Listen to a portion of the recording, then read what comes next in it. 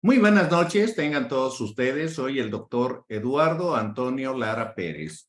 A nombre de la Fraternidad Médica por la Salud, Médicos Unidos por México, les doy la más cordial bienvenida este viernes 1 de septiembre del año 2023. La videoconferencia del día de hoy lleva por título Exantemas infecciosos en pediatría y va a ser presentado por el doctor Emilio Emanuel Escobar Cruz.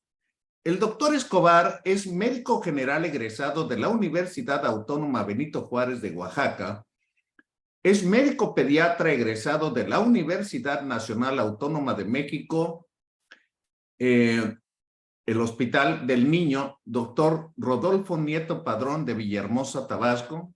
Es socio activo del Colegio de Pediatras del Estado de Tabasco. Es médico pediatra adscrito al Hospital General de Paraíso, Tabasco, de la Secretaría de Salud, y tiene su práctica privada en el consultorio pediátrico Badá Escuidí. Espero haberlo dicho bien, Emilio Emanuel. Así que te doy la bienvenida y Muchas te cedo gracias. los micrófonos. Adelante. Okay. Muchas gracias, doctor Eduardo. Gracias a todos que nos acompañan. Que tengan una excelente noche. Agradecido por esta invitación que el doctor Eduardo Antonio Lara Pérez ha hecho hacia mi persona para realizar esta pequeña y breve disertación, repaso sobre exantemas infecciosos en el área pediátrica. Bien, declaro no tener ningún conflicto de intereses alguno en esta charla, en esta conferencia. Y entrando en el tema, voy a exponer brevemente un caso clínico. Llega a consulta privada o su consulta en el hospital donde se pueda encontrar laborando una niña de 3 años que es llevada por sus padres, que le refieren que presenta un cuadro de 3 días de evolución con fiebre de 38 grados, sin ataque al estado general y lesiones maculopapulares, eritematosas en plantas de pies y en palmas de manos, así como también algunas escasas en la región perilabial. Usted le egresa con manejo ambulatorio. A los 5 días puede observar estas lesiones petequiales a nivel de las palmas de las manos y las plantas de los pies. Y podemos observar que la paciente luce con un estado general de forma óptima, a pesar de estar enferma. A los 7 días evoluciona este tipo de lesiones purpúricas, igualmente presentes en las palmas de las manos y en las plantas de los pies. Y pues esa sería una pequeña interrogante para los presentes. ¿Cuál sería su diagnóstico?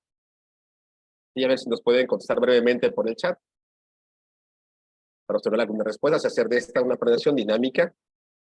¿Cuál sería el diagnóstico o en qué enfermedades antemáticas podrían estar pensando?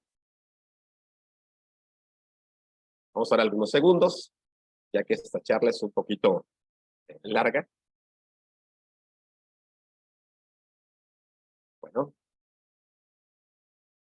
la respuesta se va a dar conforme vayamos avanzando en esta sesión. Pues bien, cuando se habla de un exantema, se hace la alusión generalmente a una erupción difusa, generalmente eritematosa, que aparece de forma súbita, que constituye por sí mismo un signo de enfermedad sistémica y que puede asociarse también a otros datos clínicos específicos o inespecíficos en algunas entidades y que conforma un motivo de consulta muy frecuente en la población infantil.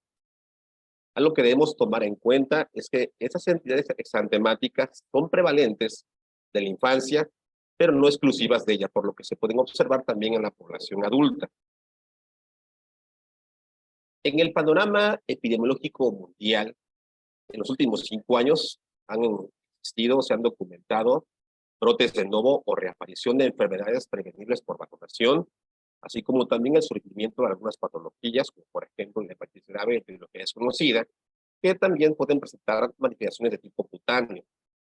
Y en las diversas áreas en donde nos encontremos laborando, también se pueden observar oleadas endémicas de algunas patologías ya conocidas que pueden asociarse también a la presencia de exantema. Las posibles causas de este panorama a nivel mundial son diversas, como por ejemplo un contacto cercano, o mucho más cercano entre el ser humano y la fauna propia de las regiones, un ritmo más acelerado de viajes y de la migración a nivel mundial, así como el empeoramiento en la crisis climática, una cobertura vacunal insuficiente para la población infantil a nivel mundial y la poca o la nula ayuda para la atención médica y la prevención de algunas enfermedades en países menos favorecidos. La patogenia de los exantemas se explica básicamente por 4 fenómenos. A saber, serían el efecto directo del agente infeccioso a nivel de 3 sitios importantes de la piel, como por ejemplo el endotelio capilar a nivel de la dermis propiamente dicha o de la epidermis, pero también por una respuesta inmune que pueda mediar entre el agente infeccioso y el componente humoral o celular del huésped.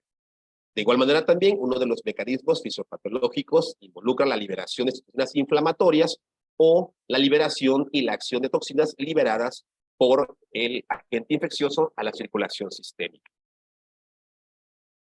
La etiología de los exantemas es variada y básicamente se puede agrupar en 3 grandes conjuntos, que son los de etiología infecciosa, los de etiología alérgica y aquellos que son originados por causas inmunes o sistémicas.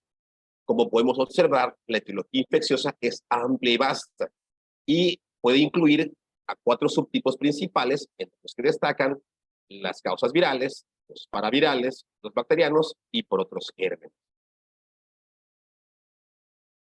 Es importante reconocer que para llegar al correcto diagnóstico de una enfermedad exantemática debemos reconocer el tipo de lesiones que se encuentran en el paciente, así como la forma en la que se distribuyen y van progresando en la evolución propia de cada entidad. De igual manera, estas lesiones pueden adoptar diversos patrones morfológicos que nos van a permitir un reconocimiento más rápido de la enfermedad. ¿Sí? Y por ejemplo, mencionamos patrones morfológicos morbilliformes, uniformes, escarlatiniformes, etc. Es importante también hacer una correcta anamnesis, un interrogatorio detallado a los padres o a los tutores o a los cuidadores del niño para saber detalles sobre los antecedentes propios del paciente, como la edad, su esquema vacunal, el estado de salud de los contactos, viajes, movilidades y algo muy importante en nuestra época que son los tratamientos farmacológicos. De igual manera, es importante que obtengamos con una detallada acuosidad todos los datos relativos a los signos y síntomas acompañantes, sobre todo en el periodo prodrómico, y también algunos signos patognomónicos propiamente dichos de la fase activa de la enfermedad exantemática que nos permitirá un rápido diagnóstico y de manera oportuna en esos pacientes. Históricamente se han asignado o designado algunos nombres a algunas enfermedades exantemáticas según el año en el cual fueron descritas. ¿Sí? Es por eso que tenemos epónimos para algunas de las patologías, como la primera enfermedad del sarampión, segunda enfermedad de escarlatina y así sucesivamente. Es importante reconocer que en la etapa actual, el epónimo que se asignaba a la cuarta enfermedad, o que era conocida como enfermedad de Philatovdius, generalmente es una entidad que algunos autores médicos no la reconocen como tal, pero algunos preconan puede todavía existir. Se le ha señalado que podría tratarse de alguna forma típica o de rubiola o alguna forma típica del síndrome de Piles-Caldara estafilocóxica. Es importante también que sepamos reflexionar que en los exantemas infecciosos la etiología puede ser muy variada. Es decir, una enfermedad exantemática puede tener diversos gérmenes causales, pero también es importante saber que un solo germen infeccioso puede originar diversas expresiones de manifestaciones cutáneas. Empezaré a hablar por la primera enfermedad, que es el sarampión, que es una enfermedad altamente contagiosa, en cuya fase prodrómica y en su expresión más clásica, generalmente se describe la presencia de fiebre de alto grado con ataque al estado general. En esta fase se dan las clásicas 3 Cs, que se identifican como tos, coriza y conjuntivitis, y en donde también se pueden identificar estas lesiones de color blanco perlado o grisáceas sobre un fondo eritematoso que se ubican enfrente de las segundas piezas molares y que se manifiestan o podemos observarlas 2 días antes o 2 días después de las lesiones cutáneas. En el exantema propio o en la fase exantemática propia de esta enfermedad, las lesiones cutáneas se van a presentar de forma simultánea o paralela a la fiebre y consisten en lesiones macropapulares eritematosas confluentes, es decir, que coalescen o dejan escasas zonas de piel sana interpuesta, por lo que se le conoce como un patrón morbilliforme. Generalmente estas lesiones inician a nivel de la cara, en la región retroauricular, también en la línea de implantación del cabello. Van a progresar de forma cefalocaudal en 24 horas hacia el tronco y extremidades, con un pico máximo en el tercer día y con una duración en promedio de 7 días en el cuadro clásico de esta entidad. En las imágenes podemos observar la facies típica, tóxica, de un niño afectado por sarampión, es expresión clásica, y podemos también observar cómo esas lesiones involucran o afectan las palmas de las manos y las plantas de los pies. Pero también podemos observar cómo inicia esta entidad en la región retroauricular o por debajo de la zona de implantación del cabello y posteriormente avanza hacia el tronco en las extremidades en este patrón morbilliforme. Es importante que reconozcamos que pueden existir un espectro variado de lesiones del sarampión dependiendo del tono de la piel del paciente, pero también es importante que sepamos que existen erupciones de tipo sutil, como por ejemplo en este caso, o erupciones más digamos, típicas de la enfermedad clásica del sarampión. En esta enfermedad se reconocen diversas variantes, por ejemplo, el sarampión atenuado, que generalmente se da en pacientes que han sido expuestos a una dosis de la vacuna antisarampiosa. En la literatura médica también se hace alusión al sarampión herpetiforme o pemfigoide, que no es más bien sino otra cosa que una sobreinfección por Staphylococcus aureus sobre las lesiones originales del sarampión clásico. También se han descrito lesiones purpúricas como expresión del sarampión hemorrágico, generalmente en pacientes con coagulopatías como comorbilidades de base, y también se pueden encontrar una variante de sarampión modificado en pacientes que han recibido una dosis previa de vacuna contra sarampión y que posteriormente sufrieron una exposición al virus salvaje, o también pacientes que han sido inmunizados en 2 ocasiones con la vacuna contra el sarampión, con lesiones cutáneas mucho menos numerosas, con un patrón totalmente atípico, a diferencia del patrón clásico de esta entidad de Santemán.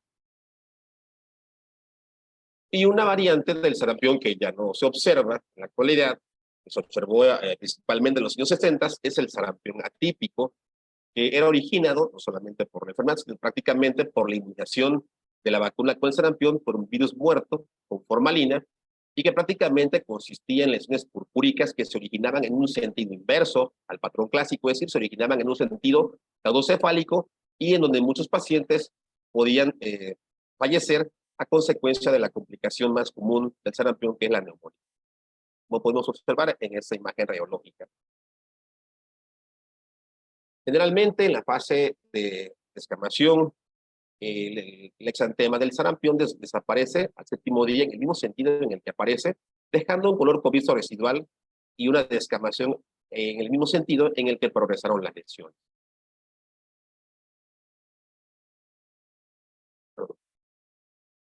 En las complicaciones básicamente de esta entidad se destacan principalmente la neumonía, que es la complicación más común, pero también algunas de tipo neurológico, como la encefalitis postinfecciosa y la parencefalitis esclerosante aguda. Debemos también tener en cuenta que esta entidad puede condicionar un grado variable de inmunosupresión, que podría condicionar la aparición de enfermedades oportunistas o concomitantes que pueden agravar el estado general del paciente. El diagnóstico de esta patología, básicamente epidemiológica, clínica, pero también podemos echar mano del laboratorio mediante el aislamiento viral por motivo del virus o por detección por reacción en cadena de la polimerasa. De igual manera también, si no contamos con los primeros recursos, podríamos echar mano de la serología de anticuerpos a través de la inmunoglobulina M o inmunoglobulina G. El manejo en estos casos es básicamente sintomático y de soporte, y también se recomienda la administración de vitamina A en las dosis que recomienda la Organización Mundial de la Salud, que se expresan en este recuadro.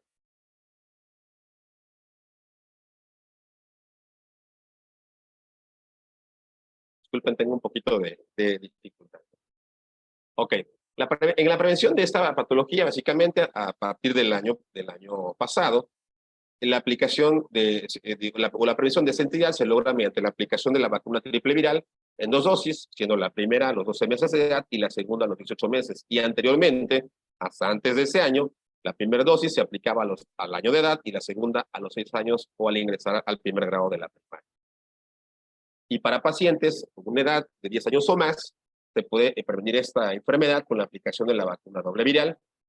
Para pacientes que ya tienen una dosis previa de vacuna con sarampión, se les aplica una sola dosis, o en el caso de que se documente un escenario en donde no hay inmunización previa, se pueden aplicar 2 dosis de esta vacuna con un intervalo mínimo de 4 semanas. La rubiola es la siguiente entidad en cuya fase prodrómica podemos observar la presencia de fiebre, cefalea y también algunos síntomas respiratorios, pero también destacan la presencia de enopatías retroauriculares, cervicales, posteriores y suboccipitales, como podemos observar en esta imagen. De igual manera también podemos observar estas petecas a nivel del paladar, que se denominan manchas de Forsheimer.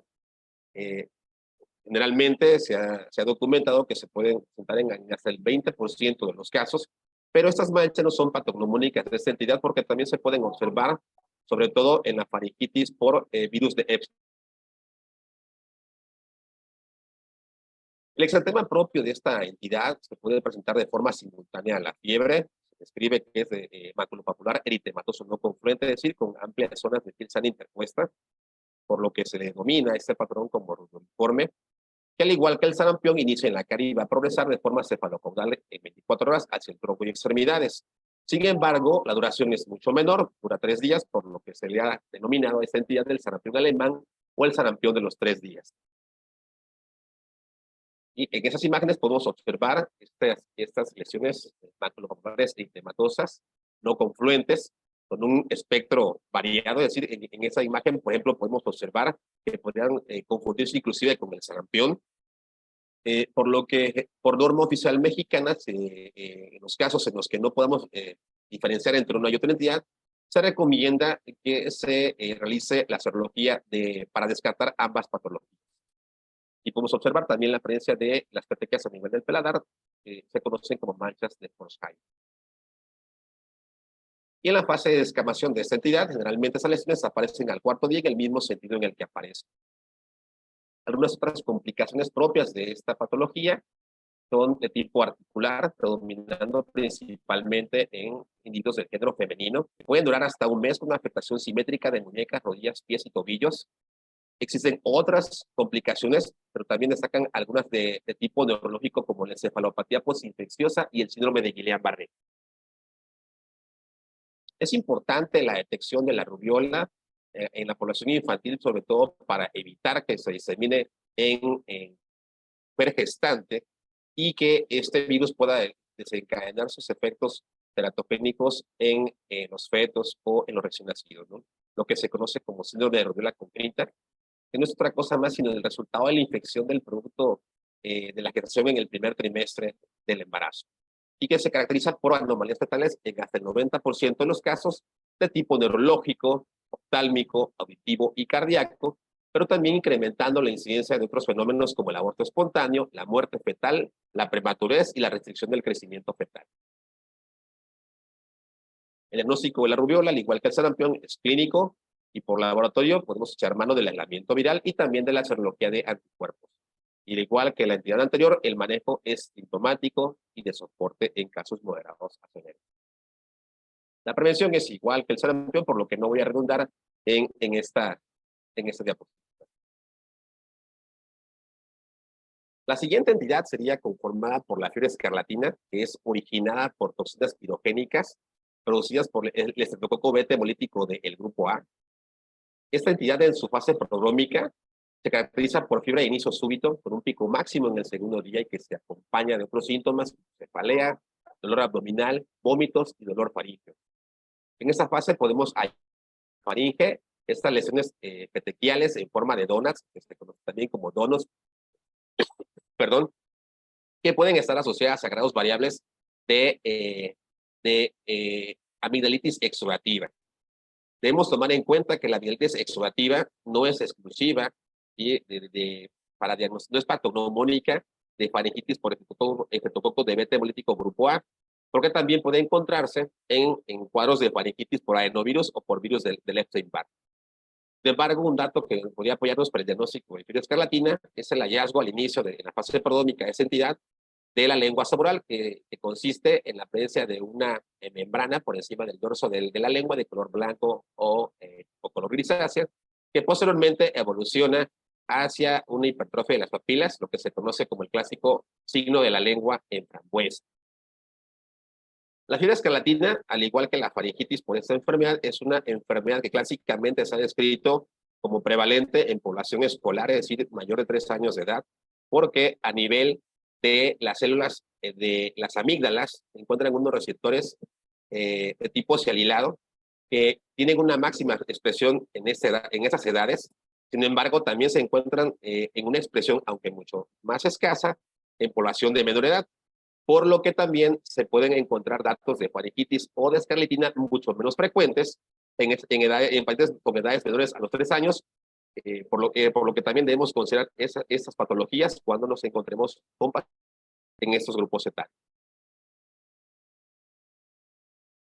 En la fase exantemática de esta enfermedad, las lesiones se van a presentar de forma simultánea o poco después de la fiebre y consisten en lesiones maculovasculares eritematosas finas que al tacto dan esa sensación de áspera de piel de lija, que van a iniciar generalmente en el cuello, se extienden al tronco y extremidades y van a respirar generalmente en las palmas de las manos y las plantas de los pies. También se pueden observar a nivel de los pliegues cubitales y axilares las famosas líneas de fascia, que son el resultado de la fractura de capilares sanguíneos en estos. También es importante que distingamos que en esa entidad se puede observar rubor a nivel de las mejillas con una palidez circunmoral, lo que se denomina facies de Philander. En la fase de recuperación de esta patología, generalmente estas lesiones van a desvanecer a los 7 días de iniciado el exantema en un patrón de descamación fina a nivel de la cara, pero de descamación gruesa a nivel del tronco y extremidades. O también puede presentar caída del cabello, lo que se conoce como efluvio telógeno. Entre las complicaciones que se pueden presentar en la fiebre escarlatina destacan la presencia de otitis media aguda, sinusitis, absceso faríngeo, pero también algunas tardías como la glomerulonefritis postestreptotóxica y la fiebre reumática, entre muchas otras. El diagnóstico de esta entidad es clínico y en el rubro laboratorial es importante que reconozcamos que el exudo faríngeo continúa siendo hasta ahora el gold estándar para el diagnóstico de este germen. En caso de no contar con él, y generalmente es un insumo del cual no se dispone en nuestro país o solamente se disponen en algunas zonas, también se puede utilizar el test rápido de antígeno estreptotóxico en la faringe, teniendo en mente que las antiestreptolicinas no son confiables para el diagnóstico de esta patología, ya que pueden indicarnos infección antigua o contacto con algún germen de tipo no beta hemolítico. En cuanto al manejo de esta entidad, el manejo de elección lo sigue constituyendo la penicilina B por vía oral, pero también podemos contar con algunas alternativas como la amoxicilina, caso a la vía oral, o en pacientes que presenten vómitos, podemos administrar penicilina G benzatínica. En el caso de escenarios donde documentemos alergias a la penicilina, también podemos utilizar acitromicina, cefalexina o cefaroxilo, o en resistencia a macrolidos también podemos echar mano de la clindamicina. La siguiente entidad la conforma el síndrome de Pili escaldarias estafilocóxica, que está producida por la acción de toxinas exfoliativas tipo A y B, producidas por el Staphylococcus aureus. Generalmente ese germen se va a encontrar en algunos sitios primarios como las narinas, piel, conjuntivas o región umbilical, donde algunas cepas productoras de estas toxinas van a verter a estas sustancias hacia la circulación sistémica y estas van a realizar su efecto patógeno a nivel de la desglobulina 1, que es una proteína que se encuentra a nivel de la epidermis, produciendo las lesiones que a continuación expresaré. En la fase prodrómica de esta enfermedad, que dura en promedio de 24 a 48 horas, se puede encontrar fiebre de grado variable, así como algunos datos de irritabilidad, malestar general e hiperalgesia cutánea. En la fase exantemática propiamente de esta patología, se puede decir que esta consta de 3 fases.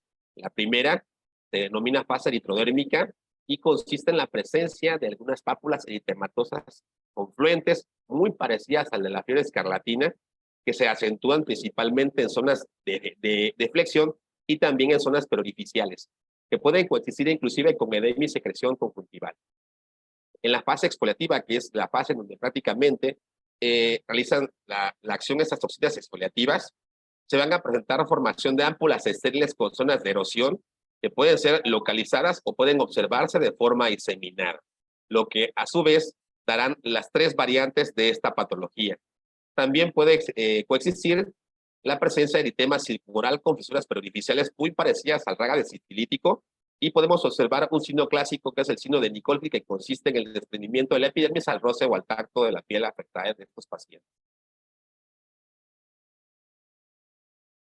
Como he mencionado, el síndrome de piel escalada estafilocóxica tiene, primero, tenemos la variedad escarlatiniforme, o que también se conoce como escarlatina estafilocóxica, puesto que se debe, o se piensa que se debe, a una mutación en las toxinas exfoliativas, y en general consisten en estas lesiones eritrodérmicas, es decir, en estas lesiones maculopapulares finas, confluentes, muy parecidas al de la escarlatina originada por el estreptococo beta hemolítico de grupo A, que también se acentúa en las zonas periflexuales y en las zonas periorificiales.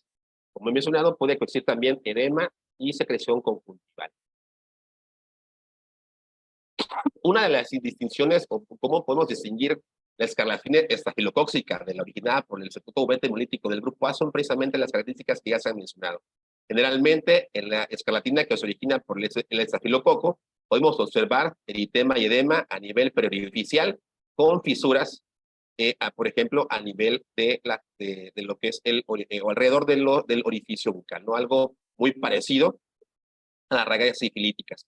Sin embargo, en la escarlatina originada por el estreptococo beta hemolítico del grupo A, observamos este eritema a nivel malar con la palidez circumoral, lo que conocemos como facie de Philator.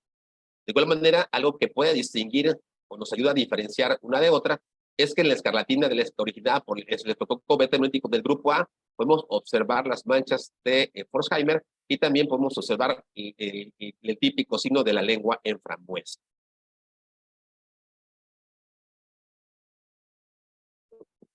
La segunda variante del síndrome de piel escaldada estafilocóxica lo conforma el limpético boloso, que se manifiesta por la presencia de erosiones o ámpulas en zonas muy localizadas o muy delimitadas del cuerpo del paciente.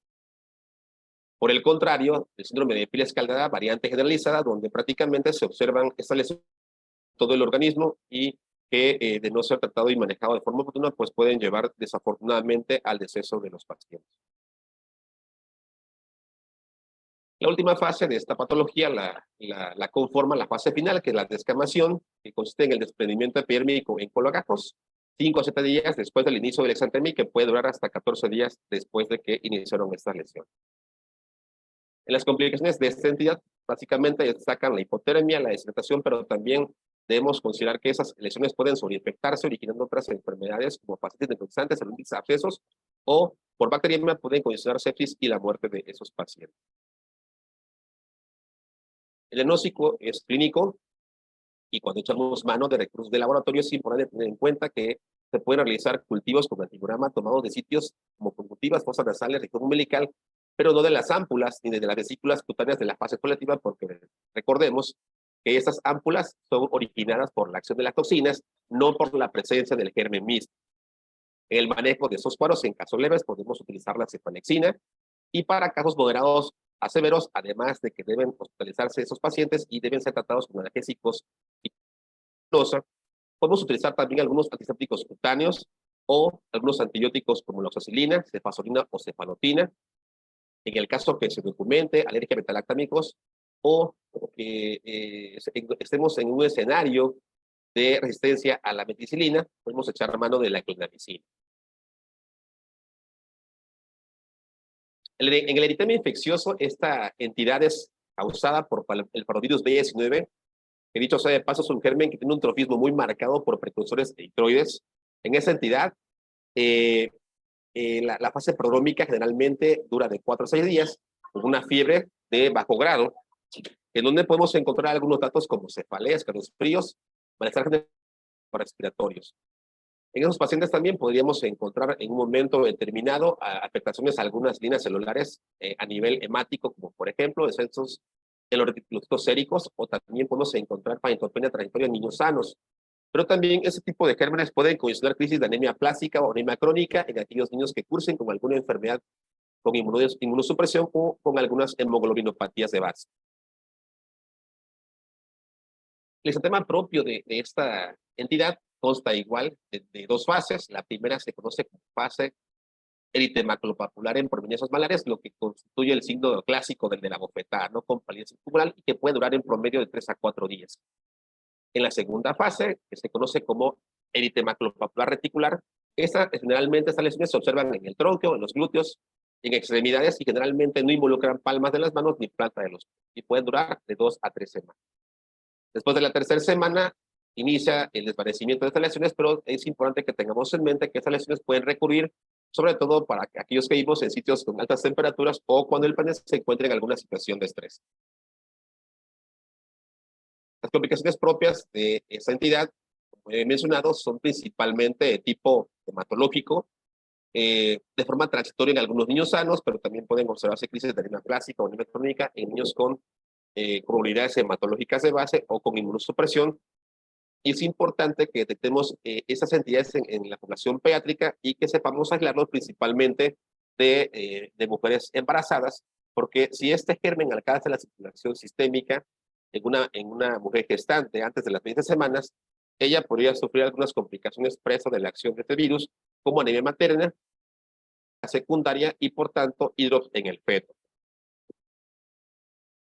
El diagnóstico de esta patología es clínico y podemos de igual manera echar mano de recursos de laboratorio.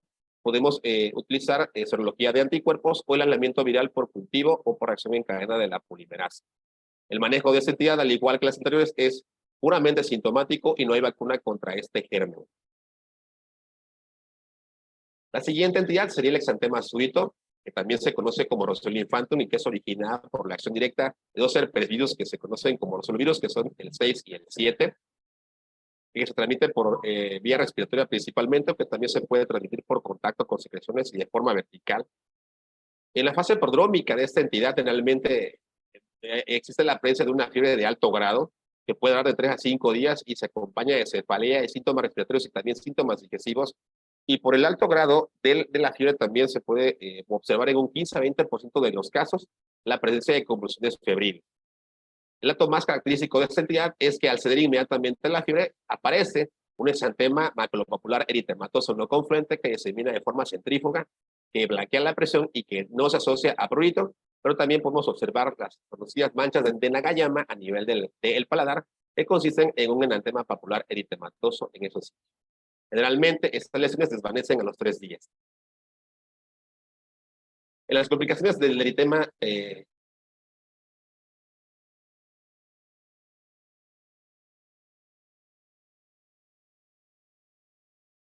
diagnóstico, al igual que el resto de los temas que hemos visto, la gran mayoría, son de tipo clínico y laboratorial y generalmente por serología de anticuerpos o por aislamiento viral. Y el manejo es puramente sintomático. En la enfermedad mano-pie-boca, generalmente existen dos variantes. En la primera, que es la presentación típica, generalmente son originadas por diversos enterovirus no polio, destacando principalmente el Coxsackie A16 y el enterovirus A71. En las formas atípicas o no clásicas, están originadas principalmente por el virus Coxsackie A6 y A7. En la fase prodrómica de esta patología se puede observar fiebre de bajo grado, así como también malestar general, dolor faríngeo, algunos síntomas respiratorios o síntomas digestivos, pero también podemos observar la presencia de vesículas y úlceras en la cavidad oral, en lengua y en encía. En el patrón clásico de esta patología, generalmente el exantema se presenta de forma simultánea o poco después de que se inicia la fiebre y consiste en lesiones maculopapulares eritematosas que van a evolucionar a vesículas que generalmente residen en las palmas de las manos, en las plantas de los pies, en la región perilabial, pero también se ubican a nivel del periné y de los glúteos, por lo que médicos deciden en un momento determinado que el nombre real de esta enfermedad debería ser mano, pie, boca y glúteos, ¿no? O periné. Existen variantes atípicas que se han presentado en los últimos 2 años, principalmente donde se ha documentado esto es en Europa, ¿sí? En donde estas lesiones no se presentan en los sitios clásicos que he expresado anteriormente, sino que se pueden presentar lesiones también de diversos tipos, como lesiones vesiculobulosas o vesículo-purpúricas en zonas extensoras tanto de miembros, inclusive en la cara, y que inclusive pueden coalescer unas con otras, ¿no? Por ejemplo, aquí podemos observar algunas lesiones vesiculosas y esas lesiones vesículo-purpúricas, ¿no? Que podrían inclusive confundirlos con algunas otras patologías, como por ejemplo el herpes tal vez. Generalmente, el séptimo día de aparecidas esas lesiones, inicia la fase de costra y de descamación de las mismas, que pueden concluir en la caída de las uñas por el involucro del virus en la matriz unguial, que puede presentarse hasta 1 o 2 meses después del cuadro exantemático, lo que se conoce como onicomadesis. Las complicaciones propias de esta entidad generalmente destacan entre ellas la neumonitis, la rinitis aséptica, la encefalitis, y también es un tipo de entidad que puede por reducción del crecimiento fetal en el primer trimestre de la gestación. El diagnóstico es clínico y por laboratorio mediante el aislamiento viral y la serología de anticuerpos, y el manejo es básicamente sintomático, ya que la etiología de esta enfermedad es principalmente por virus. Otra entidad la constituye el síndrome papulopurpúrico de guantes y calcetines, o también conocido como de guantes y medias, en donde los gérmenes causales son variados. Principalmente destaca virus, y entre ellos en hasta el 50% de los casos el parvovirus B19. Sin embargo, también se encuentran otros gérmenes como el Arcanobacterium hemolyticum o el Mycoplasma pneumoniae, aunque también se pueden observar algunos antibióticos. En la fase prodrómica de esta entidad se pueden observar fiebre, mialgias, artralgias, síntomas digestivos y respiratorios, pero también se pueden observar la presencia de petequias y úlceras en cavidad oral, en lengua, pero también se pueden observar en la uretra y los genitales del paciente. De esta entidad existen 2 variantes. La primera variante es la variante completa, donde en la fase exantemática las lesiones se pueden presentar de forma simultánea o poco después de iniciar la fiebre, y que inician generalmente con edema de las palmas de las manos y de las plantas de los pies, seguidos de lesiones papulares eritematosas que pueden progresar a petequias y posteriormente a purpúricas, que suelen ser pruriginosas. También se pueden extender a codos, rodillas y glúteos. Y existen las variantes incompletas o atípicas, que era el del caso que les presentaba en un inicio, donde se pueden observar estas lesiones inicialmente petequiales que posteriormente evolucionan a lesiones purpúricas. En este caso atípico, evolucionan después a lesiones vesiculobulosas en una niña infectada por Mycoplasma pneumoniae, pero en un patrón totalmente incompleto. Entonces, el caso que presentaba es un síndrome papilopurpúrico de guantes y calcetines, pero una variante incompleta. Generalmente estas lesiones van a desvanecer entre los 5 a 15 días después de que aparecieron también con descamación. Las complicaciones van a depender del germen causal, por lo que se dice que al ser el parvovirus B19 el germen implicado hasta en la mitad de los casos, pues las potenciales complicaciones pueden ser las mismas que la de la leucemia infecciosa. El diagnóstico principalmente es clínico y por laboratorio a través del aislamiento del microorganismo, por cultivo o por detección de reacción de cadena en la polimerasa o por serología de anticuerpos. El manejo será sintomático para el caso en el que se detecte un germen viral, pero también podemos echar mano de macrólidos en el caso de infección por Mycoplasma pneumoniae o por Arcanobacterium aemolic, o el retiro del antibiótico cuando no se detecta ningún germen infeccioso. Otra de las entidades sería el síndrome de hieraticosis, también conocida como enfermedad acropapulosa de la infancia, que al igual que el síndrome anterior también tienen muchos gérmenes o factores etiológicos. Principalmente destacan los virus, entre ellos el virus de la hepatitis B, pero también podemos observar otros agentes infecciosos como Bartonella Henselae, de igual manera Mycoplasma pneumoniae, pero aquí también destacan la presencia de algunas vacunas. En la fase prodrómica de esta entidad, de bajo grado que puede durar hasta por 7 días, con otros síntomas como mialgias, artralgias o síntomas respiratorios o digestivos. Es importante que para hacer la distinción de otras entidades se deban cumplir con algunos criterios, como por ejemplo que el exantema pueda aparecer de forma paralela o poco después de iniciar la fiebre, y que va a constar de lesiones papulares o pápulo-vesiculares monomórficas de color rosa o marrón según la tonalidad de la piel del paciente. Se refiere que puede ser de un diámetro de 10 milímetros y que deben afectar al menos 3 de 4 sitios, que son las mejillas, los glúteos, como se ve en esta imagen, la cara dorsal de los antebrazos y también la cara anterior de las piernas. ¿Sí? Generalmente pueden durar al menos 10 días y en promedio pueden durar hasta 8 semanas como máximo. Generalmente se presentan en un patrón simétrico, pero también pueden confluir dando esta conformación de placas. Existen diferentes variantes del síndrome de Gianotti-Crossi. Por ejemplo, podemos observar estas lesiones micropapulares o también papulobesiculares en algunos pacientes, pero también se pueden observar algunas lesiones liqueroides, es decir, con un ligero engrosamiento de la epidermis, algunas lesiones nodulares o inclusive con algunas zonas de descamación muy parecidas a la psoriasis. También existen variantes con una presentación atípica, es decir, con lesiones de tipo petequial o purpúrico, inclusive con lesiones bulosas, pero también con erupciones de tipo sutil, es decir, casi imperceptibles, o con erupciones muy exuberantes, como por ejemplo en esta imagen. Las convecciones pues van a depender básicamente del germen causal, pero destacando también principalmente otras como neumonitis, encefalitis o carditis.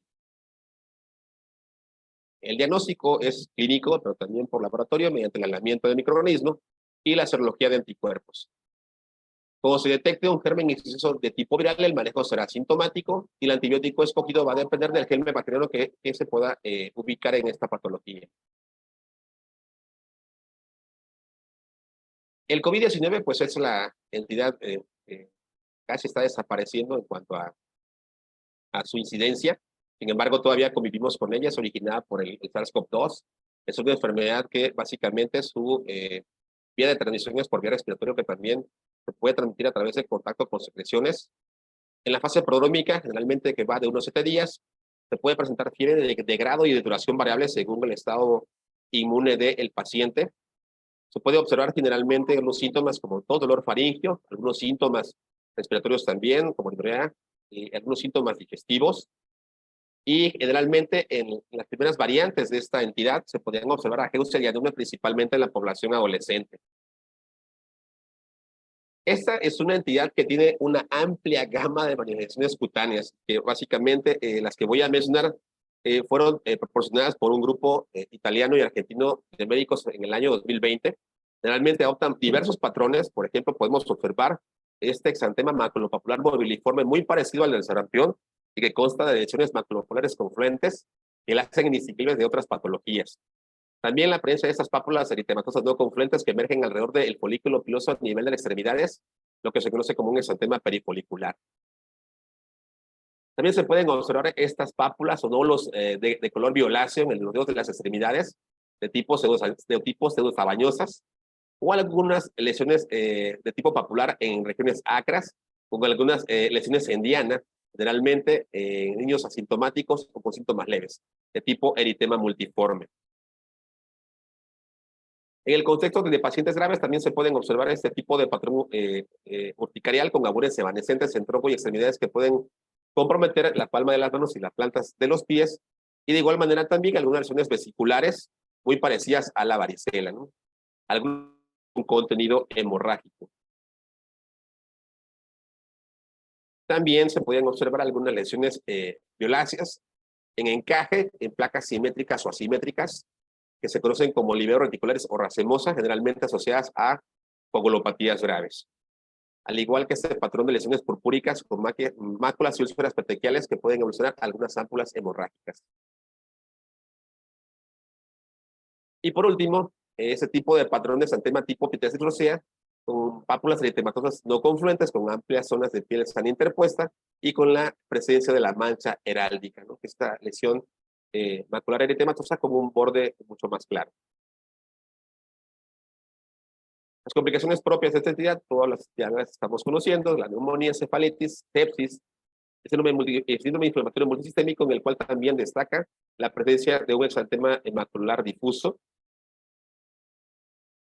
El manejo es básicamente clínico, pero también generalmente el gold estándar para hacer el diagnóstico de COVID-19 es mediante la reacción en la cadena, mediante la detección de la partícula del virus por reacción en la cadena de la polimerasa. Sin embargo, por ser una prueba con alto costo, en algunas ocasiones hemos echado mano del test rápido de antígeno en nasofaringe. Las pruebas de anticuerpos generalmente se utilizan en la fase de convalescencia, por lo que son muy poco utilizadas para el diagnóstico de esta entidad. El manejo es puramente sintomático, pero también se puede utilizar algunos antivirales como el remdesivir, algunos anticuerpos monoclonales como el tocilizumab, generalmente utilizados para pacientes con riesgo de progresión a enfermedad grave, La dexametasona para pacientes con soporte ventilatorio o la inmunoglobulina humana intravenosa, de igual manera para pacientes con riesgo de progresión en enfermedad grave. La vacuna contra el COVID que se ha utilizado en la población infantil es la Pfizer-BioNTech, con 2 dosis, por un intervalo de 3 a 6 semanas en la población infantil. Y por último, la viruela símica, que es originada por un virus de la familia Poxviridae, cuyos huéspedes primarios generalmente son primates y algunas ardillas. La vía de transmisión de esta entidad es de tipo respiratorio, que también se puede transmitir por contacto con secreciones o por mordeduras y rasguños desde este tipo de animales. Generalmente la fase prodrómica, que va de unos 5 días en promedio, en ella puede presentarse fiebre, cefalea intensa, dolor lumbar, algunos síntomas respiratorios, y también pueden encontrarse algunas úlceras a nivel del paladar en esos pacientes. En la fase exantemática propia de esa enfermedad, generalmente las lesiones van a aparecer al ceder la fiebre y van a darse en estadios progresivos, es decir, van a progresar de máculas, posteriormente a pápulas, vesículas y pústulas, las que finalmente se pueden umbilicar y confluir. Generalmente esta progresión se da en 1 a 3 días a la fase siguiente. Generalmente pueden iniciar en cara o en la zona de contacto y se van a diseminar a otros sitios de forma centrífuga. Pero también se puede presentar en zona perianal o genital, por lo que si se encuentran estas lesiones en estas zonas, en el paciente infantil debemos de descartar abuso sexual. Generalmente las lesiones van a desvanecerse en 4 semanas, dejando zonas hipo o hiperpigmentadas. Las complicaciones de este tipo de entidades generalmente se destacan la neumonitis, la encefalitis y la sepsis. El diagnóstico de esta entidad también es clínico y por laboratorio. Generalmente el gold estándar de esta entidad sería la detección del virus por reacción en la cadena de la polimerasa, y no se suele utilizar la serología de anticuerpos por la alta tasa de falsos positivos por reacciones cruzadas con otros ortopositivos. El manejo en nuestro medio de esta entidad, cuando nos encontremos en un escenario, será puramente sintomático, aunque la FDA y la Asociación de la Medicina Europea han recomendado el uso de algunos medicamentos como el tecovirimat, el brincidofovir, el cidofovir, en algunas dosis que se manifiestan en este recuadro. Sin embargo, debido al riesgo de daño hepático en esos pacientes, generalmente se recomiendan para casos graves. La inmunoglobulina humana intravenosa no ha documentado una alta eficacia en los pacientes, por lo general no se recomendaría su uso para este tipo de patología. Y esas son algunas de las plataformas de las que se dispone a nivel mundial, no así en nuestro país, contra la viruela símica. Sin embargo, algunas de ellas todavía se encuentran en fase experimental. Y como conclusiones de este repaso, las enfermedades exantemáticas infecciosas en la pediatría, pues puedo mencionar que debido a las altas tasas, debido a las bajas tasas de vacunación en la actualidad, o a las deficientes coberturas en los sistemas de vacunación en algunos pacientes, existe la posibilidad de algún rebrote de enfermedades exantemáticas prevenidas por inmunización, por lo que es preciso que las conozcamos para también evitar que se prendan complicaciones por estas patologías en el paciente infantil. La causa número 1 de exantemas en la población pediátrica son las de tipo infeccioso y ocupan el primer lugar las de tipo viral. Una patología exantemática puede tener diversas presentaciones típicas y atípicas, y el espectro de estas lesiones van a depender del núcleo del germen, de la edad del paciente, del estado inmune y de la presencia o de la coexistencia de alguna comorbilidad. Los dermatólogos en la actualidad han denominado al COVID-19 como la gran simuladora de variaciones cutáneas por la amplia gama de expresiones de lesiones que pueden presentarse en esta patología. Y lo que no debemos olvidar es que un solo germen infeccioso puede ocasionar diversas enfermedades exantemáticas, y que una sola enfermedad exantemática puede estar producida por distintos gérmenes para poder llegar a un diagnóstico oportuno. Doctor Eduardo Antonio Lara Pérez, ha sido todo. Muchas gracias a ustedes por su atención, y estoy para algunos comentarios finales o correcciones de esta charla. Muy bien, doctor Escobar, muy amable.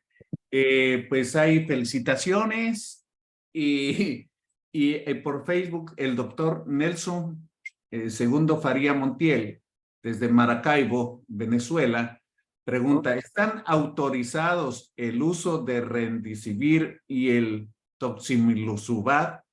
¿Lo dije bien? Creo que no. Tocilizumab. ¿Pediátricos? Al menos en nuestro país está recomendado el uso en pacientes de más de 12 años, pero que tengan riesgo de progresión a una enfermedad grave. Y eso es al menos hasta donde las guías de práctica clínica lo han sugerido. ¿Sí? No se ha probado, digamos, en una población pediátrica de edad menor, aunque en otros países tal vez puedan utilizarlo en edades menores, pero solamente con riesgo de progresión grave. Sobre todo en nuestros medios se hace esa acotación porque no son medicamentos de, digamos, de una fácil consecución, o sea, o son medicamentos que no se consideran muy fácilmente en las fases iniciales, al menos de la pandemia. Y además caros. Caros, muy caros, así es correcto. Siguen las felicitaciones, la doctora Froilán Rivero lo felicita, la doctora Araceli Silva de la Ciudad de México lo felicita, le agradece y dice muy completa e ilustrativa. Y la verdad que sí, porque es muy difícil hablar de exantemas, o sea, como hay tantos, has mencionado verdaderamente un atlas. Fíjate que uno de los problemas que tenemos los médicos de primer contacto es de que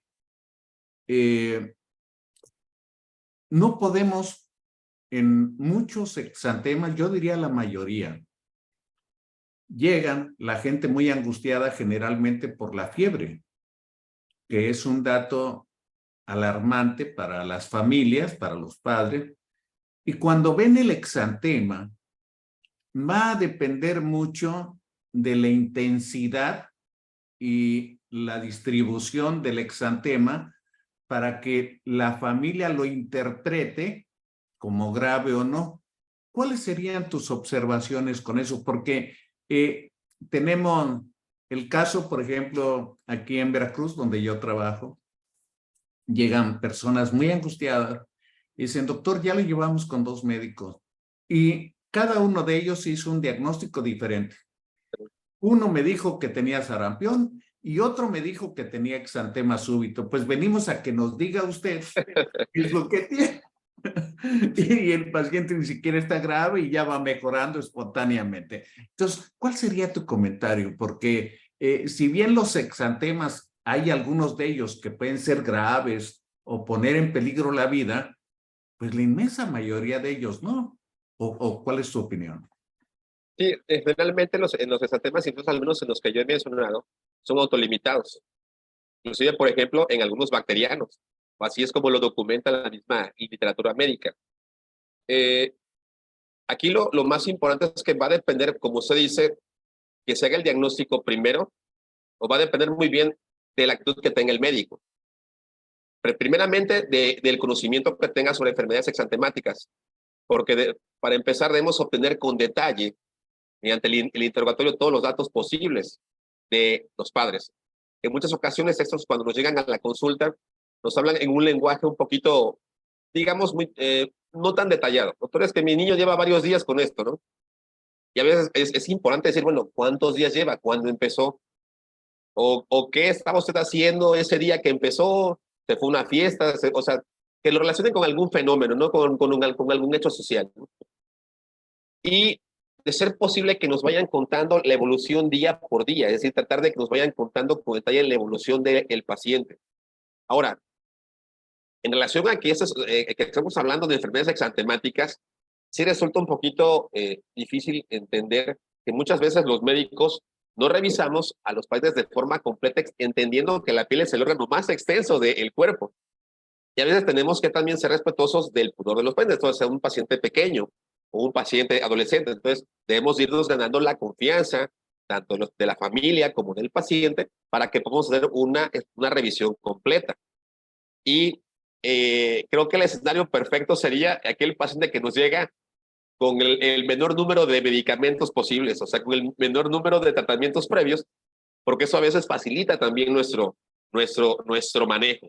Sin embargo, en muchas ocasiones, pues, generalmente es muy común que se llegue con el especialista cuando ya pasó por varios médicos o cuando el familiar ya le echó la crema que le recomendó la comadre o le puso la crema tan temida por muchos de nosotros que son las que llevan el esteroide, ¿no? O sea, no voy a mencionar marcas, pero son esas que llevan varios medicamentos y un esteroide, ¿no? Que son muy conocidas que desafortunadamente corticostropean y modifican estos cuadros, y también es ahí donde de repente nos puede saltar la liebre, ¿no? Por eso quise abordar esta charla mencionando no solamente esas variantes típicas, ¿no? O que llamamos las del libro, pero también algunas variantes que también no son tan conocidas, pero que si conocemos con detalle esos datos de historia clínica de la evolución del paciente, los signos, los síntomas y la ubicación, cómo se presentaron estas lesiones, la evolución, los patrones, nos pueden servir de muchos saberlos para llegar a un diagnóstico mucho más rápido. Pero va de mucho de la actitud del médico de interrogar de forma detallada al familiar y sobre todo de hacer una revisión completa del paciente.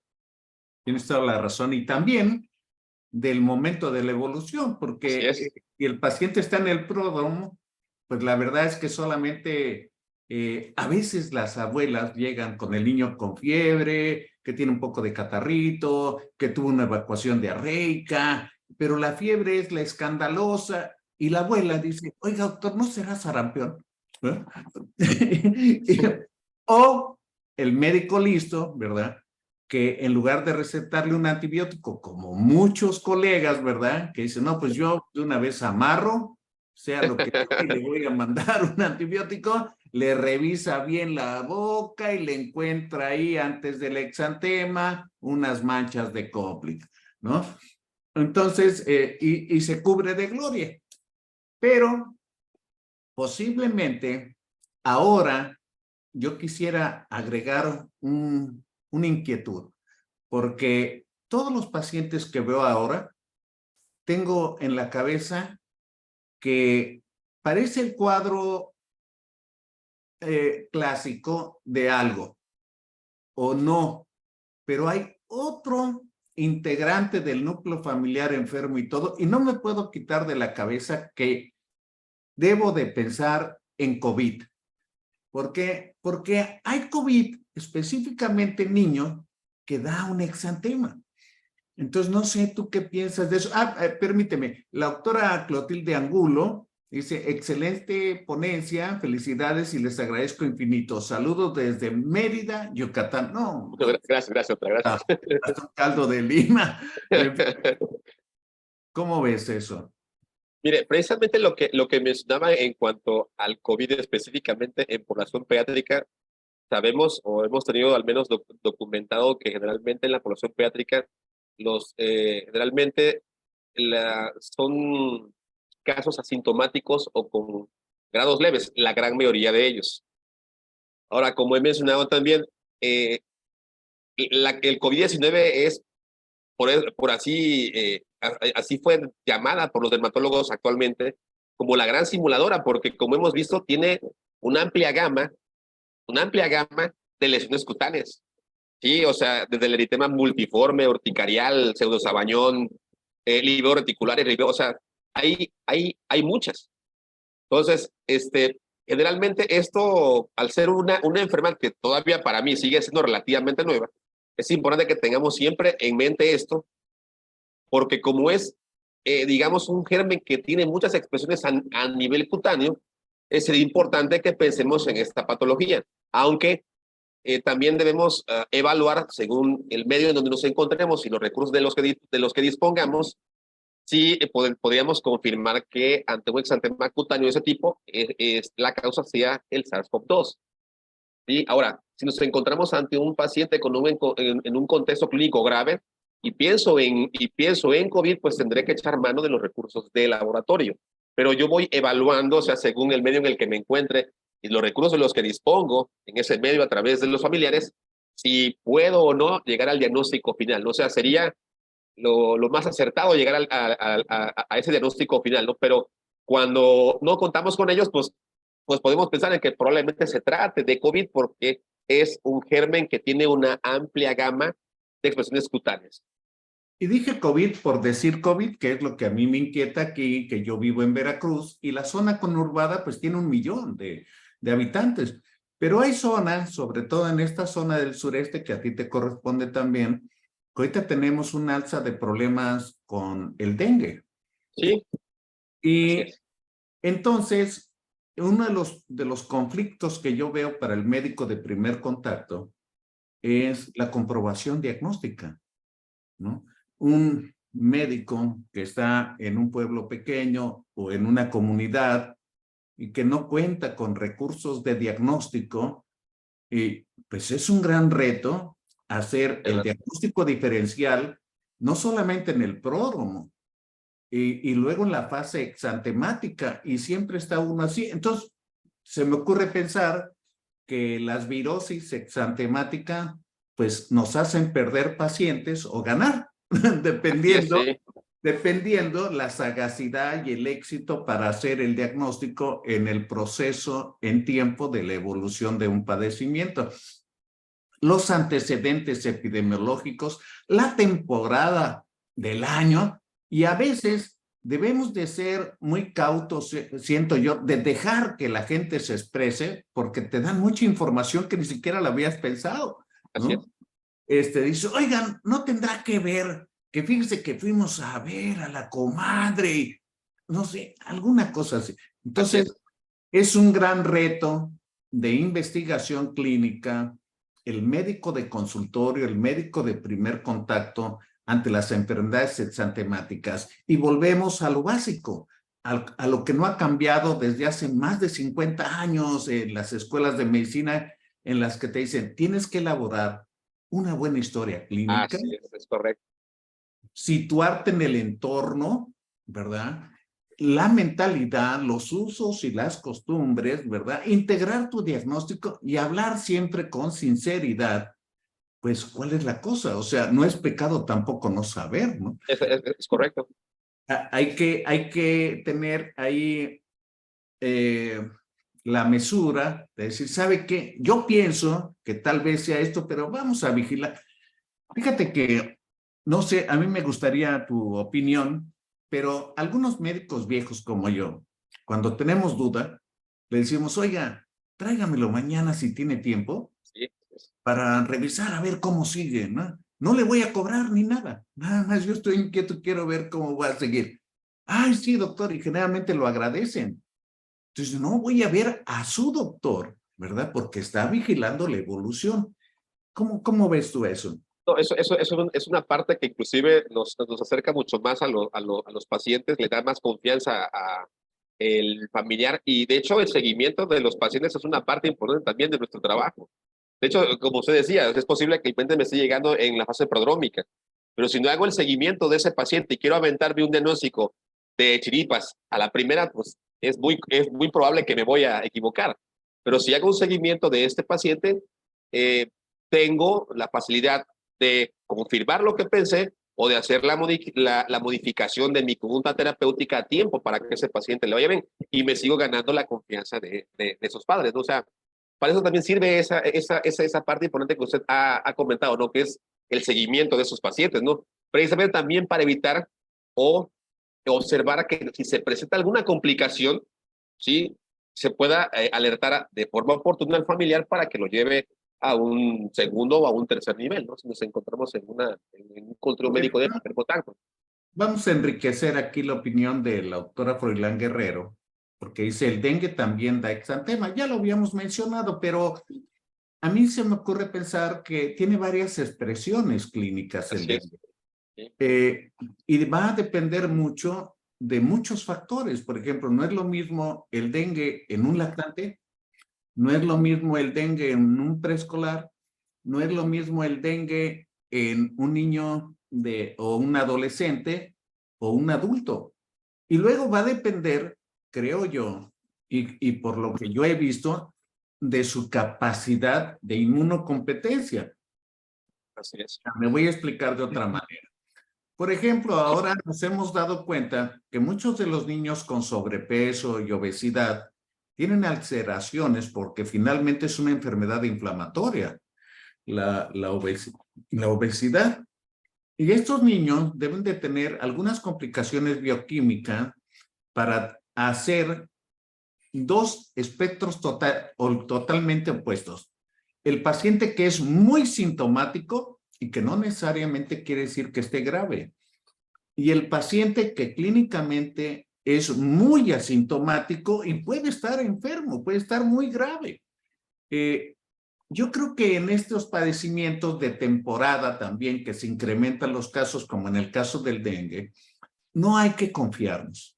O sea, mi recomendación sería, hay que ser mal pensado. Hay que ser mal pensado. Y no, Seguirlos. no pensar bien siempre, y muy candoroso, y todavía peor, soberbio, de decir, así va a ser y va a estar muy bien, porque nos podemos equivocar con mucha facilidad. No sé, ¿tú qué opinas? Sí, mire, bueno, en relación a el dengue, a lo que la doctora Fernán comentaba, sí es una entidad que puede tener también algunas expresiones cutáneas distintas. Por ejemplo, está el exantema de islas en el Mar Muerto.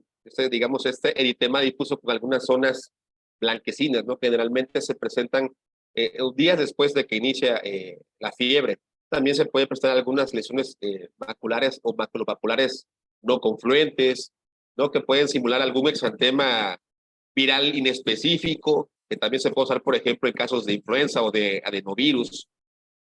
O también las lesiones, digamos, petequiales, ¿no?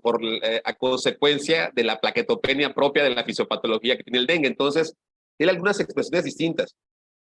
Y o sea, es importante, como hemos mencionado, o sea, dar el seguimiento cabal a esos pacientes para no confundirnos en que un paciente que está muy sintomático necesariamente está grave, porque aquel niño que está aparentemente tranquilo no puede complicarse. Sí, te quedaste un Y poco. también es, perdón. No, Perdón. adelante. Y es importante también que demos una información detallada a los familiares. Algo, algo pasó, creo que andaba mal el internet de nuestro ponente, pero qué reto tan difícil. Seguramente ahorita se va a volver a conectar para seguir con los comentarios ya prácticamente finales, pero verdaderamente es un reto clínico el estar viendo pacientes con exantemas. Ya está aquí nuevamente. Perdón, es que hay un problema con la señal. ¿Sí se me oye? Sí, Perdón. adelante. Perdón. Ok, mencionaba, ¿no? Que el dengue es una entidad ya con diversas expresiones cutáneas, pero también, como decía, es importante que no nos confiemos, ¿no? En el paciente que tiene muchos síntomas, que no necesariamente está grave, pero que también, digamos, debemos ver ese paciente que está generalmente sintomático, que puede complicarse en un momento determinado si no tomamos en cuenta algunos factores de riesgo, unas comorbilidades, y sobre todo del informe que tenemos que hacer detallado al familiar de los signos y síntomas que pueden alertar sobre alguna complicación en lo futuro, ¿no? Para que se busque la referencia a un segundo o un tercer nivel, ¿no?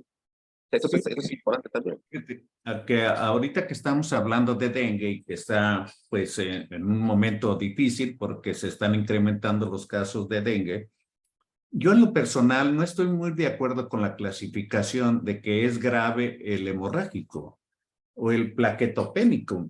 Me gustaría mejor decirle así yo de manera personal, porque clínicamente yo me doy cuenta en la sospecha del dengue porque el compromiso de la microcirculación hace que los pacientes con dengue tengan las manos y los pies extremadamente fríos, muy significativos del resto del cuerpo, incluso con fiebre. Y eso es parte de la característica que a mí me encanta. Y cada vez que yo encuentro eso, yo digo, híjole, seguramente es dengue. Pero hay algo interesante. Hay pacientes que yo he tenido con 5,000 plaquetas y andan pero tranquilos, como si no pasara nada. Y pacientes clasificados con plaquetas normales, 150, 200,000, y que están pero muriéndose. Un gran ataque al estado general. Entonces, eh, a mí me cuesta mucho trabajo creer que solamente las plaquetas, ¿verdad? Por sí solas determinen qué tipo de dengue tiene el paciente. Y luego además los serotipos. Parece ser que en algunas personas, algunos serotipos son más agresivos que otros. Y también en otras personas que previamente tuvieron ya dengue y que vuelven a tener dengue, también tienen diferentes expresiones del mismo padecimiento. Y Sí, eso en relación a que el exantema no necesariamente, en el caso del dengue, esté hablando de una complicación ni de gravedad del padecimiento. Y es bueno aclararlo porque dicen, híjole, tiene dengue y mira ahora pues ya hizo hasta el exantema. No, no, no, no. Tranquilos. Quería perdón, comentar, tengo problemas para oírle. No sé si esté fallando el audio. quería comentarte también que ha habido pacientes que tienen exantemas y parece ser que están alergizados o tienen alguna inmunodeficiencia y tienen otros padecimientos agregados o que se agregan. Por ejemplo, un prurigo por insecto, ya sea que lo tenga antes del exantema, durante el exantema o después del exantema. Entonces, eso a mí me gustaría oír tu opinión. Mire, yo creo que todas estos intentos por clasificar a los pacientes, pues nos ayudan para el abordaje y para el manejo, así también como para el pronóstico. Sin embargo, yo creo que también existen algunas otras excepciones que se pueden escapar a estas clasificaciones porque a final de cuentas, cada individuo es único y tenemos respuestas propias a ciertas entidades, además de que el escenario, el lugar en donde vivimos, la dieta, las comorbilidades pueden ser totalmente distintas y también eso incide en que las expresiones también puedan ser muy variadas, ¿no? A veces podemos encontrar algunos factores comunes en algunas expresiones de la enfermedad y sea esa la causa en las que se hagan las clasificaciones. Pero como he dicho también, de repente algunas respuestas propias de cada individuo pueden ser las excepciones a esos hechos y es donde precisamente lo que hemos comentado, el seguimiento de estos casos es lo que nos va a decir realmente qué tan grave o no puede ser un paciente cuando presenta esta enfermedad del dengue. Sí, hay otros padecimientos como la mononucleosis infecciosa, ¿no? La enfermedad del beso, le El decía, beso. ¿no? Y que hay confusión, y creo que puede tener una fase breve de un exantema. ¿Estoy bien? Corrígeme, por favor. Sí, en la mononucleosis infecciosa generalmente la expresión típica es una triada que es la fiebre, la adenopatía y la presencia de una faringitis exudativa. Digamos, esa es la triada. Ahora, puede existir un exantema propio de la enfermedad, pero en la literatura médica se ha asociado al exantema, que es en este germen que se asocia a la ingesta generalmente de amoxicilina o de ampicilina. Es decir, si un paciente tenía fiebre, faringitis exudativa y linfadenopatía, y de repente le metes amoxicilina y desarrolla un exantema, es posible que el germen causal haya sido virus de Epstein-Barr, ¿sí? Y que en muchas ocasiones puede haber la confusión de si el paciente era alérgico a ese antibiótico. Entonces, es ahí en donde debemos realizar las pruebas de laboratorio para intentar aislar al virus o pruebas de serología para, en el caso de que lo encontremos, pues determinemos que realmente era un exantema originado por esta combinación de la presencia del virus de Epstein-Barr con el antibiótico en cuestión, porque básicamente es un exantema originado por una respuesta de tipo inmune. Bien. Tal parece que ahora, en este siglo XXI, los padecimientos virales es el gran reto. O sea, en el siglo XX, cuando yo estudié medicina, pues los padecimientos bacterianos, el gran reto era encontrar antibióticos, los mejores, los más adecuados para los gérmenes que conocíamos en aquel entonces. Y había padecimientos que eran prácticamente mortales y que los antibióticos cambiaban totalmente la evolución de la enfermedad, como la endocarditis bacteriana, ¿no? O otros padecimientos así que eran muy frecuentes, entre ellos la fiebre reumática, Hasta la fiebre eh, tifoidea. la fiebre tifoidea, y tú mencionaste ahorita el exantema con amigdalitis purulenta, ahorita se me fue el En la nombre, fiebre, en la fiebre escarlatina. a la escarlatina, también eran bastante frecuentes hace 50 años. Y uno está siempre pensando, ¿qué voy a hacer? ¿Qué voy a hacer? Y como que los padecimientos virales, como que eran así en interpretación, como que leves, no muy importantes, que seguían una evolución así natural. Y había gente incluso que decía, no, pues de una vez que le dé el sarampión o que le La dé la varicela, ¿no? varicela, ¿verdad? Y de una vez que le dé. Entonces, ha cambiado totalmente porque eh, quiero yo pensar que la evolución de la humanidad, la población, sobrepoblación de la Tierra, el cambio climático de tanta contaminación que hemos hecho y todo, la movilidad, pues ahora es tan fácil ir de un continente a otro, ya no digamos de una ciudad, Sí. de un continente a otro. Pues todo eso ha influido a que estemos viendo padecimientos que no conocíamos, padecimientos que se han vuelto endémicos, como eh, la enfermedad del mono o cosas de este tipo, padecimientos que creíamos que habían desaparecido para bien, como la polio y que ahora está reemergiendo. Y cuando hablamos de este tipo de padecimientos, estamos hablando de padecimientos virales. Entonces, el reto actualmente en el siglo XXI, pues son los padecimientos virales. Y yo diría, de el universo del 100% de los padecimientos exantemáticos, yo diría, a lo mejor me equivoco, pero más del 90% son virales. Entonces, creo que necesitamos eh, estarnos actualizando, no quitarnos de la cabeza que necesitamos ser buenos clínicos e investigadores para tener éxito en nuestros diagnósticos y evitar lo menos de fracasos que se vayan los pacientes, ¿no? Pero en fin, estamos llegando, de hecho ya nos pasamos, pero está muy buena la plática. Pero yo Bueno, quisiera que nos hicieras favor de enviar, déjame checar nada más si en Facebook están alguna que haya quedado pendiente. Bien, me gustaría que hicieras favor, dice Nelson Faría, al paciente hay que escucharlo, dejarlo hablar, porque es muy probable que el mismo paciente nos esté dando el diagnóstico. Ya lo habíamos mencionado un poco y sí, sí. tiene toda la razón, mi querido amigo Nelson Faría. Me gustaría entonces que nos dieras un mensaje final a manera de epílogo antes de cerrar esta transmisión. Y mire, como hemos comentado, es muy importante que primero nos estemos actualizando sobre este tipo de enfermedades, porque, como he dicho, no son, digamos, son prevalentes en la infancia, pero no son exclusivos de ella, y también podemos observar esas patologías en adultos y ser ellos los casos índice que puedan contagiar a nuestros niños, ¿no? O sea, haciendo un poquito de epidemiología.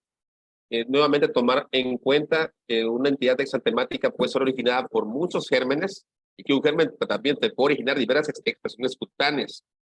Que para llegar al diagnóstico es muy importante realizar una detallada historia clínica con un adecuado interrogatorio, ¿sí? Una exploración física detallada, respetando el pudor de los pacientes, y una parte muy importante es el seguimiento. Y como se ha dicho, se le ha dado más, bueno, tal vez durante la historia de la medicina se ha tratado mayormente cuadros bacterianos, y los cuadros virales realmente se les ha dado, tal vez no se les ha estudiado a fondo y desafortunadamente no hemos podido encontrar el tratamiento para muchos de ellos, ¿no? Porque siempre se les dice que son cuadros autolimitados.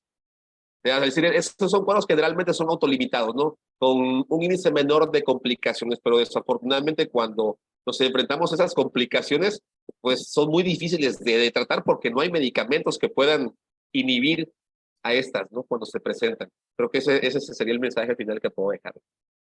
Muy amable. Y fíjate que coincido contigo porque tenemos grandes retos, no necesariamente hablando de los exantemas, que es el motivo de esta plática y que además lo has expresado de manera maravillosa y clara, sino que tenemos grandes retos, por ejemplo, la miocarditis dilatada, ¿no? Que cuando hacemos el diagnóstico ya no se puede hacer nada. Y así como eso, tantos padecimientos en los que es un gran reto. Pero yo, para cerrar esta transmisión, yo podría decir que tenemos un reto del siglo XXI, que es el conocimiento de los padecimientos virales, dentro de ellos los exantemas, cuando un médico clínico en un consultorio en el primer contacto es capaz de hacer el diagnóstico correcto de un exantema, debe de premiarse a sí mismo, porque es un gran reto clínico, es un gran reto diagnóstico. Y yo quiero agradecer a nombre de la Fraternidad Médica por la Salud al doctor Emilio Emanuel Escobar Cruz, su excelente videoconferencia del día de hoy. Esta plática va a estar en nuestro canal de YouTube en unos minutos. Así es de que muchas gracias a todos por su presencia y buenas noches. Gracias, doctor. Buenas noches, muchas gracias. Gracias a usted.